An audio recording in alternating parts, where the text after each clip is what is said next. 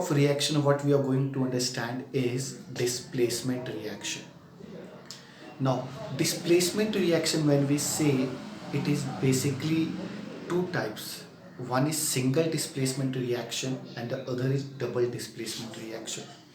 But generally जब हम लोग डिस्प्लेसमेंट रिएक्शन बोलते हैं तो उसमें हम लोग बात करते हैं सिंगल डिस्प्लेसमेंट रिएक्शन की, right? Now what is displacement reaction? What is this displacement reaction? This is the third type of reaction what we are going to study.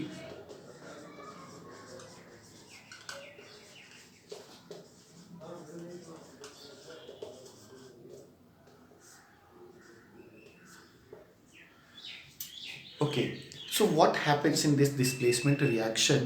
We take a element and a compound. हम लोग एक element लेते हैं और एक compound लेते हैं. Let us understand first with an example and then I will define it and tell you what is this basically displacement reaction. इसका अगर हम लोग एक जनरल फॉर्मूला लिखें, पहले एक जनरल फॉर्मूला लिख लेते हैं. A plus BC. Now here A is a element, BC is a compound. When A reacts with BC, what it does, it forms a compound AC and B gets separated. Right? Now, what is happening here basically? What we see, BC is a compound. From this compound, B is removed and A reacts with C and forms another compound. Right? So what is happening? A is displacing B from its compound and taking its position. This type of reaction is called a displacement reaction. Right? ऐसे reaction को हम लोग displacement reaction बोलते हैं. तो इसको define कैसे करेंगे? It is a type of reaction in which a more reactive element displaces the less reactive element from the compound and takes its position. उसके position ले लेता है. I said a more reactive element displaces a less reactive element. ये उल्टा नहीं हो सकता है. Means कि a less reactive element cannot displace a more reactive element. अब मैं जब बात कर रहा हूँ रिएक्टिव एलिमेंट की, तो साइंटिस्टों ने स्टडी करके एलिमेंट्स का एक एक्टिविटी सीरीज बनाया है. आई थिंक आप लोगों ने 8th क्लास में थोड़ा पढ़ा होगा इसके बारे में.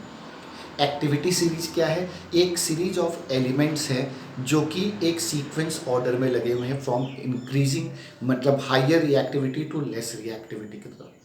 जो ऊपर है वो ज़्यादा रिएक्टिव है, जो कम नीचे है वो लेस रिएक्टिव है.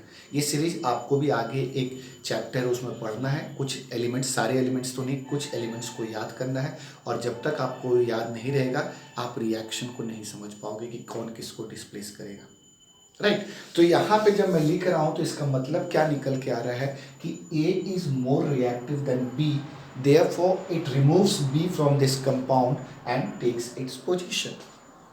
Right? Let us understand with an example. Suppose I write here zinc plus HCl. Very simple example. Zinc reacts with hydrochloric acid, HCl. Now what we see here, a compound will be formed that ZnCl2 plus hydrogen gas will be liberated out. What you infer from this? आप इससे क्या समझ रहे हो? What we understand कि zinc is more reactive than hydrogen. It displaces hydrogen from its compound, that is HCl, goes with Cl and forms a compound zinc chloride ZnCl2 and hydrogen gas is liberated out. Right? Clear? एक another example लिख लेते हैं. Suppose I take iron and I react with it copper sulfate solution के साथ. ये पहले भी मैंने शायद आपको बताया होगा.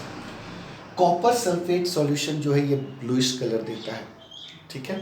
तो कॉपर सल्फेट के साथ जब आयरन रिएक्ट करेगा तो ये बनाएगा FeSO4 प्लस कॉपर अलग हो जाएगा. राइट? तो what we understand from here? We understand कि iron is more reactive than copper.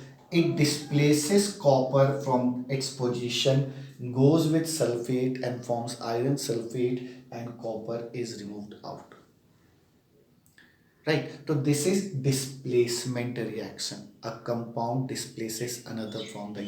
इसी तरह आप ले सकते हो zinc, zinc plus copper sulphate CuSO4। now you can make out what it will form. It will form zinc sulfate, ZnSO4 plus copper will be displaced, right. Clear.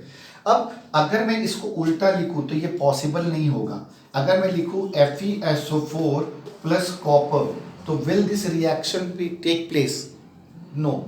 क्यों? Because copper is less reactive than iron, it will not displace iron from this salt, so this reaction will not take place.